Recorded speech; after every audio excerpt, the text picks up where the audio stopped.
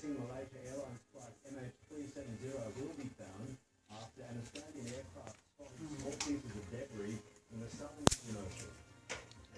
This season, upsetting the Cowboys, while the Dragons have made it 3 straight, beating the Sharks. The Sharks' start to the season couldn't have been worse, and the Dragons would love nothing more than to inflict more misery on their local rivals.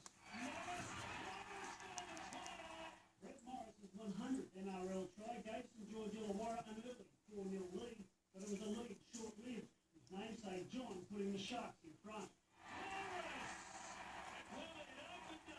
Brett looked to have a double until the video ref ruled his left elbow touched the chalk. The Dragons then tried their luck on the other wing. Going for a different approach, you see. Going on. The video ref agreed with the on-field decision to call this a try. The Cowboys were also guilty of shooting themselves in the foot. He's sure that if he's on the foot, he's still alive, he's out. Antonio Winterstein had 5 minutes to think about his embarrassing